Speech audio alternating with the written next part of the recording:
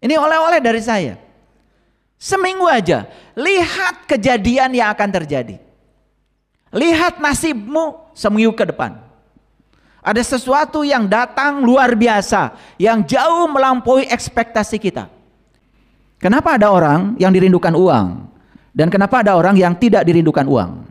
Kalau orang bergerak dari rasa kehadiran Tuhan dalam dirinya, dia sudah akan menarik semua hal yang memiliki kekuatan positif. Kalau manusia semakin tinggi kuasanya, semakin jauh dari rakyatnya, semakin jauh dari yang dikuasainya.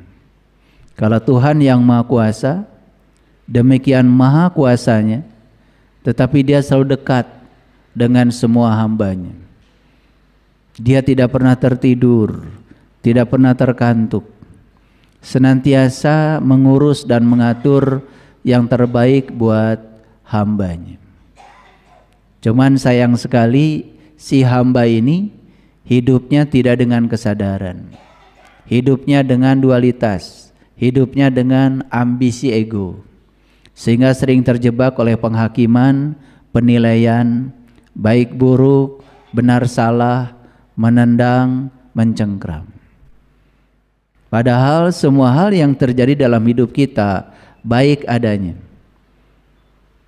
Kalau kita percaya pada kebijaksanaannya Tuhan.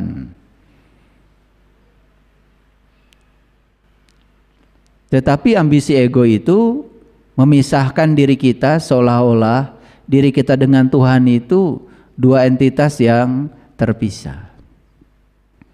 Padahal Tuhan berulang kali mengatakan wa huwa ma'akum. Wa huwa ma'akum aina ma kuntum. Aku bersama kamu dimanapun kamu berada. Seharusnya kalau kita punya kesadaran itu setiap saat, tidak ada rasa cemas, tidak ada rasa takut, tidak ada rasa sedih, tidak merasa kekurangan. Selalu penuh dengan rasa syukur dan cinta. Dan siapapun yang sudah berada di frekuensi syukur dan cinta, dia akan menarik semua hal yang positif dalam hidupnya. Sehingga hidup itu selalu berkelimpahan, nyaris bahkan tanpa upaya kerja keras. Dan rahasia ini diabaikan oleh banyak manusia. Karena ego itu selalu percaya bahwa kalau saya kerja keras hasilnya akan banyak. Itu ego. Ego tidak percaya keajaiban.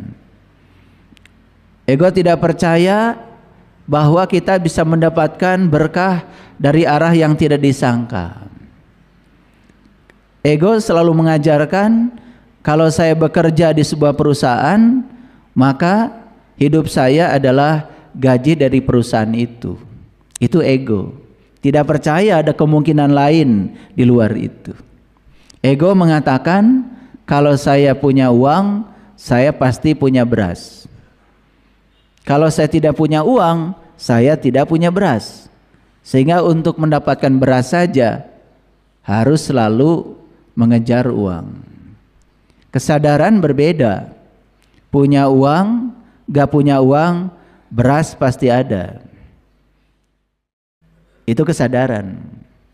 Sekali waktu tidak punya uang, karena kesadaran memancarkan frekuensinya kepada semesta, ada saudara kita berkelebihan beras, kok tiba-tiba ingat sama kita dan mengirimkannya 1 karung. Itulah kesadaran. Dan selama ini kita hidup dalam ambisi ego. Kita hidup dalam simulasi, bukan dalam realitas. Kita hidup dalam konstruksi pikiran yang dibangun oleh ambisi ego, bukan dalam kesadaran. Sehingga banting tulang, kerja keras, pergi pagi pulang sore, sudah kerja 8 jam masih lemburan, dan merasa jadi pahlawan karena sudah menghabiskan seluruh waktu demi uang. Tidak ada kepedulian pada keluarga, tidak ada kepedulian pada pasangan, tidak ada kepedulian kepada anak, kepada istri. Ketika ditegur, seolah-olah dia yang paling benar. Itulah tipuan dari ego. Oleh karena itu kita bersyukur hari ini kita masih diberi sinar matahari pagi yang sangat mewah. Artinya semesta masih memberikan izin kepada kita untuk meneruskan perjalanan kita, untuk meneruskan proses belajar dalam kehidupan kita. Kalau hari ini kita masih dibangunkan, itu tanda masih banyak yang belum selesai urusan kita dengan diri kita sendiri. Bukan urusan kita dengan orang lain. Karena kalau urusan dengan diri sendiri sudah beres, pasti urusan dengan orang lain automatically akan beres. Jadi orang yang banyak konflik dengan orang lain itu sebetulnya karena dia tidak bagus hubungan dengan diri sendirinya. Oleh karena itu hari ini saya akan memberikan kajian yang spesial, yaitu bagaimana teknik-teknik untuk memperkuat interior diri. Kalau berbicara interior pasti berbicara ruang dalam kita. Karena saya pastikan siapapun yang ruang dalamnya, interiornya sudah cantik, eksteriornya akan menyesuaikan dengan sendiri. Stop kita mencoba mengubah situasi yang di luar. Karena semua situasi yang di luar tidak akan berubah kalau situasi yang di dalam tidak kita ubah. Mengubah nasib itu bukan keluar, mengubah nasib itu ke dalam. Ya, kita akan bongkar rahasianya hari ini. Oleh karena itu kita bersyukur kalau hari ini kita diberikan kesempatan untuk melanjutkan proses belajar ini. Mari kita puji Dia bersama-sama membaca hamdalah dengan penuh kesadaran. Alhamdulillahi Rabbil Alamin. Mari kita rasakan kehadiran Dia dalam diri kita. Dia tidak pernah jauh meninggalkan kita. Dia senantiasa menemani kita, memenuhi seluruh sel dalam tubuh kita. Dia tidak pernah lelah mengurus dan mengatur diri kita.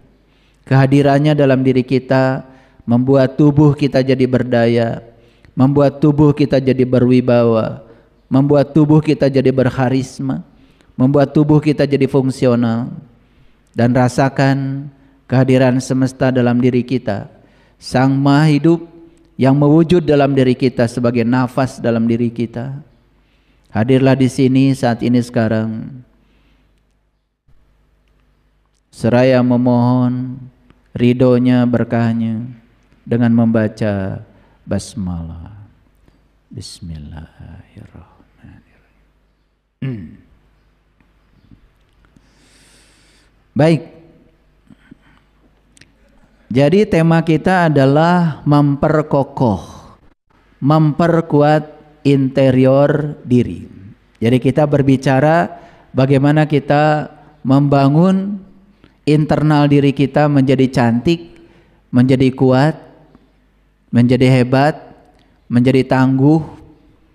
Ya, kira-kira itu tema kita hari ini. Kenapa demikian? Karena ada 3 hubungan yang harus kita selalu urus. Yang pertama hubungan kita dengan Tuhan. Yang kedua hubungan kita dengan sesama. Dan yang terakhir, ini yang jauh lebih penting adalah hubungan kita dengan diri kita sendiri. Saya sering melihat banyak orang yang memperlakukan dirinya itu secara tidak hormat.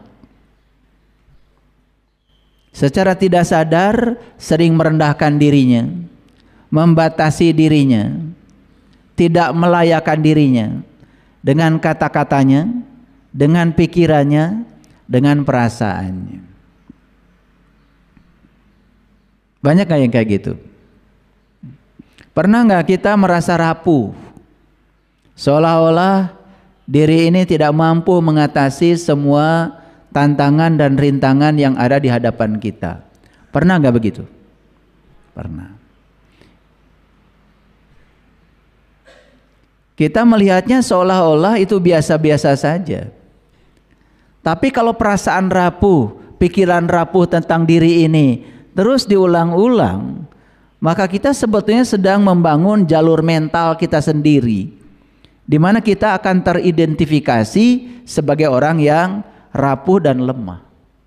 Dan itulah sebetulnya doa. Itulah sebetulnya doa. Di kajian yang kemarin saya sudah menyampaikan, menurut riset, bangsa Indonesia ini 95% penduduknya itu setiap hari berdoa. Dan presentasi bangsa yang rajin berdoa di seluruh dunia, kita menang dan kita juara 1. Tetapi coba perhatikan, apakah jumlah manusia yang berdoa, yang rajin berdoa setiap hari, memiliki korelasi dengan kesejahteraan, dengan kedamaian, dengan kebahagiaan? Yang rajin berdoanya ya bangsa kita. Tapi bangsa kita tidak termasuk 10 negara yang paling berbahagia di dunia. Lalu ada yang bertanya kepada saya, terus mereka kok bisa bahagia nggak berdoa? Saya punya alasan. Jangan-jangan mereka berdoanya lebih canggih dari kita, makanya mereka lebih bahagia. Cuman teknik berdoanya lebih canggih. Karena tidak ada kejadian di semesta ini yang terjadi kebetulan. Semuanya adalah sinkronisasi. Kenapa ada orang yang dirindukan uang? Dan kenapa ada orang yang tidak dirindukan uang? Mungkin kita mengira, karena kita rajin berdoa dan doanya minta berkelebihan uang, seolah-olah doa kita yang paling benar. Dan orang lain kok tidak berdoa minta uang, tapi uangnya banyak. Mungkin kita menganggap bahwa kita kok lebih benar gitu dari mereka, tapi faktanya uang tidak mengunjungi saya, malah uang mengunjungi orang lain yang menurut versi kita mereka tidak pernah berdoa. Pernah nggak ada perasaan seperti itu? Mungkin pernah ya. Padahal alam semesta ini bekerja berdasarkan hukum tarik menarik. Jadi kenapa kok uang tertarik sama dia, tidak tertarik sama saya? Mungkin kita sudah berdoa dalam bentuk kata-kata, dalam bentuk permohonan, tapi coba koreksi. Yang menggerakkan kita berdoa apa? Apakah perasaan berkelimpahan atau perasaan kekurangan? Dan di riset tentang negara-negara yang paling rajin berdoa, ternyata negara-negara yang paling rajin berdoa ternyata secara ekonomi, secara finansial termasuk negara-negara yang finansialnya kurang baik. Jadi jangan-jangan kita berdoa karena kita digerakkan oleh rasa kekurangan, bukan oleh rasa syukur. Karena berbeda sekali ya, percaya dengan menginginkan itu beda. Ulangi ya, percaya dan menginginkan itu berbeda. Coba, kita lebih banyak percaya atau menginginkan? Menginginkan. Kita menginginkan banyak uang, tapi diri kita sendiri tidak percaya. Diri kita sendiri tidak merasa layak kalau kita akan banyak uang. Mana yang akan terjadi? Yang diinginkan atau yang tidak percaya? Yang tidak percaya. Kita sudah berdoa, ya Allah, berikanlah rezeki yang berlimpah tanpa batas kepada saya. Tapi kita sendiri hanya sebatas di mulut berbicara itu. Semesta tidak mengerti bahasa kita.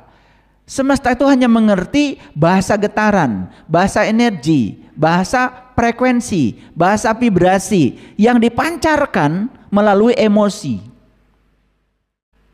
Tapi orang yang percaya, saya yakin ada jalan keluarnya. Saya yakin saya akan sukses. Saya yakin saya layak untuk mendapatkan hidup yang berkelimpahan. Dan keyakinan itu melampaui keinginan. Di situ ada emosi di situ. Di situ ada bahan bakar yang meletup-letup, bahkan seolah-olah ya, yang diyakini itu sudah benar-benar terjadi.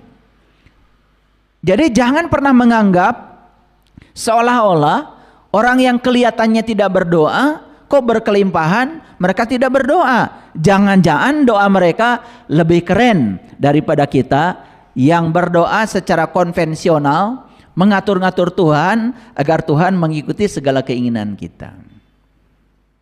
Nah, itulah yang akan kita coba bangun saat ini.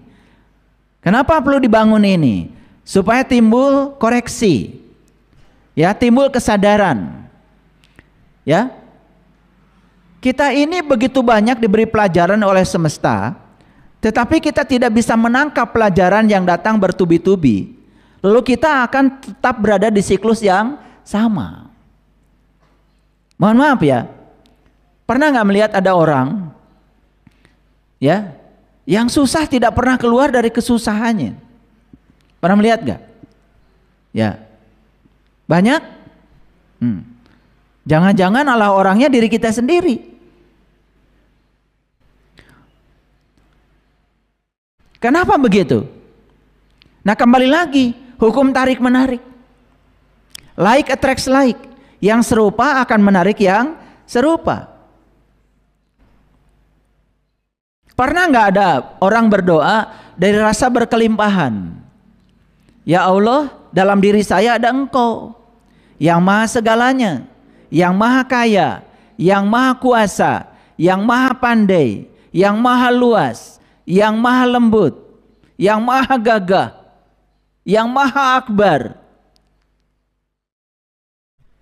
Kalau orang bergerak dari rasa kehadiran Tuhan dalam dirinya, dia sudah akan menarik semua hal yang memiliki kekuatan positif. Tapi kebanyakan orang melakukan apapun bukan digerakkan oleh rasa berkelimpahan, tetapi digerakkan oleh rasa kekurangan. Saya sering memberikan contoh, bahagia dulu, sukses dulu. Nah, udah pinter. Kalian udah pinter. Bahagia dulu, maka sukses akan datang. Tapi kenyataannya, dalam omongan setiap hari selalu mengatakan, oh nanti saya akan, kalau udah sukses, saya akan bahagia. Nanti kalau saya sukses, saya akan bahagia. Berarti sudah bahagia belum? Kan belum. Saat mengatakan itu, dia sedang dalam posisi tidak bahagia. Karena bahagianya kan nanti. Nah, ketika dia sedang mengatakan itu dalam kondisi tidak bahagia, yang akan datang pada diri kita bukan kebahagiaan, ketidakbahagiaan. Karena dia sedang tidak bahagia. Yang dia tarik adalah ketidakbahagiaan. Yang serupa akan menarik yang serupa. Hukumnya sudah seperti itu.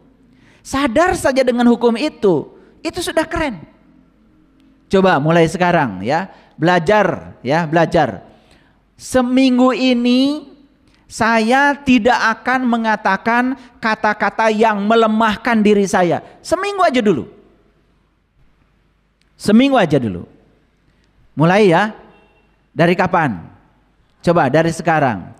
Mulai saat ini, seminggu ke depan, nggak usah setahun, nggak usah. Seminggu aja. Tapi harus disiplin. Saya berjanji, saya tidak akan mengatakan kata-kata yang melemahkan diri saya. Kenapa? Karena kata-kata yang melemahkan itu dipahami oleh jaringan saraf kita sebagai perintah. Kata-kata yang melemahkan itu dipahami oleh sel-sel tubuh kita sebagai perintah. Karena apa? Ya, sel-sel dalam tubuh kita, sel neuron dalam pikiran kita tidak memahami apakah itu kata-kata yang baik, apa itu kata-kata yang tidak baik, dia tidak paham. Tapi begitu ada pengulangan kata-kata yang melemahkan, maka kita akan menjadi lemah. Pernah nggak ada yang mengatakan, wah itu terlalu sulit bagi saya? Pernah? Pernah? Pernah apa sering? Nah, keluar nggak dari kesulitan? Nah itu, siapa yang mau mempercayai kita sebagai orang yang tangguh dan kuat, sementara kita sendiri tidak percaya kalau dirinya tangguh, tidak percaya kalau dirinya tabah, tidak percaya kalau dirinya mampu. Nah itu dipahami oleh sel-sel neuron di otak kita sebagai perintah. Dan itu masuk ke dalam perasaan kita sebagai perintah. Dan itu yang akan menjadi realitas. Sekarang ganti ya. Ketika mau mengatakan itu terlalu sulit bagi saya, kan lebih bagus memilih kata-kata yang memberdayakan. Saya pasti bisa mengatasi kesulitan itu. Saya bersama Allah yang maha segalanya. Saya tabah, saya kuat, saya sanggup, saya bisa melewati semua itu dengan mulus. Jadi itu memperbaiki interior diri. Karena kalau interior di dalamnya itu rusak, yang keluar dari sini itu kata-kata yang melemahkan diri kita. Nah kata-kata yang melemahkan juga melemahkan pikiran, melemahkan perasaan. Kemarin ada yang datang pada saya, minta waktu pada saya sebentar saja. Sudah akhirnya cerita. Ya, cerita kalau saat ini dia sedang mengalami kesulitan. Kesulitannya dia investasi, uangnya hampir 1,5 miliar dan investasinya bodong, nggak balik lagi. Gitu. Jadi saat berbicara dengan saya perhatikan wajahnya seolah-olah tidak ada harapan. Seolah-olah dunia sudah runtuh. Seolah-olah segalanya sudah berakhir. Gitu. Ya? Makanya saya bilang, kamu masih bernapas sekarang? Masih. Kamu masih hidup sekarang? Masih. Saya mau nanya, ada nggak orang yang jualan napas?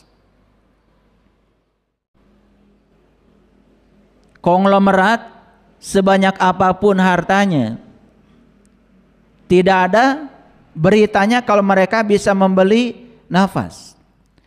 Membeli oksigen bisa, tapi ingat napas bukan oksigen. Kalau napas itu oksigen, makanya setiap orang pasang aja ventilator pasti nggak mati-mati. Tapi kenyataannya waktu zaman COVID sudah dipasang ventilator pun oksigen dialirkan tetap mati. Awas ya, napas bukan oksigen. Walaupun untuk bernapas perlu oksigen. Di balik napas itu jauh melampaui oksigen. Ada satu rahasia, ada satu kekuatan yang tidak disadari oleh kita. Makanya saya jelaskan ya, ketika kamu masih hidup, masih bernapas, sebenarnya kamu itu masih kaya. Apakah kekayaan napas itu bisa diuangkan dengan uang 1,5 miliar? Makanya saya ganti ya. Saya ganti. Jangan pernah mengatakan, ya Allah, aku punya masalah yang besar. Tapi bilang sama masalah, hei masalah, aku punya Allah yang maha besar. Kamu sudah tidak meyakini diri kamu sudah tidak memantaskan diri kamu, seolah-olah hancur dunia dengan uang yang 1,5 miliar itu. Kemana pikiran kita difokuskan, ke situ energi mengalir. Terus memikirkan uang yang hilang, tambah hancur hidup kita. Kenapa tidak mengalihkan pikiran kita pada uang yang akan datang? Kenapa tidak mengalihkan pikiran kita pada berkah yang akan diberikan Allah kepada kita, yang selalu dibatasi oleh pikiran kita? Selesai bicara dengan saya, mau pulang, masih ada kata-kata yang terucap. Itu terlalu sulit bagi saya. Nah,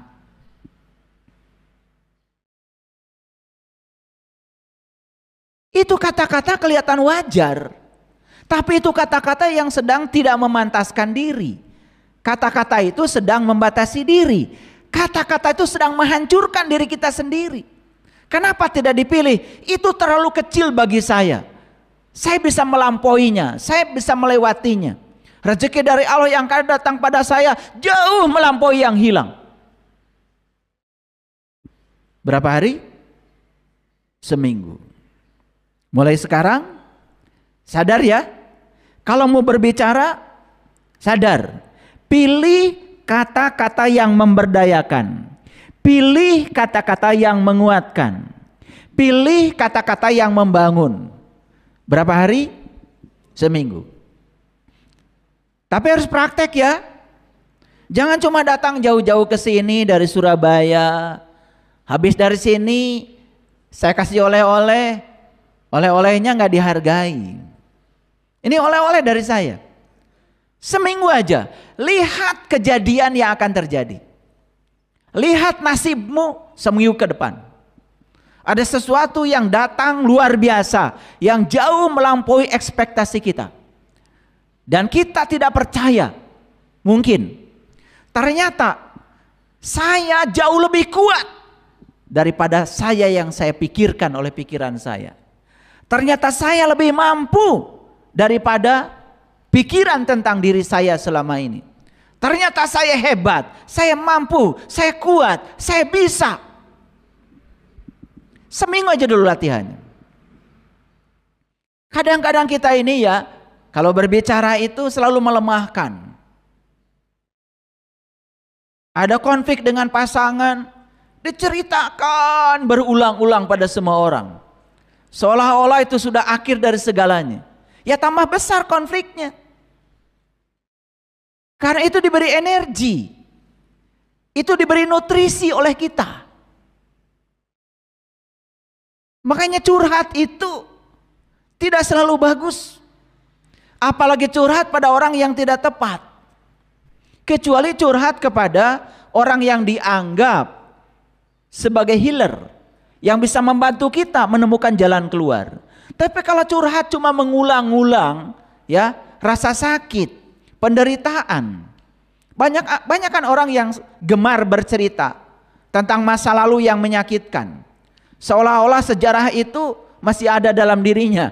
Padahal dia sudah hidup hari ini, di sini, sekarang. Nih saya kasih tahu.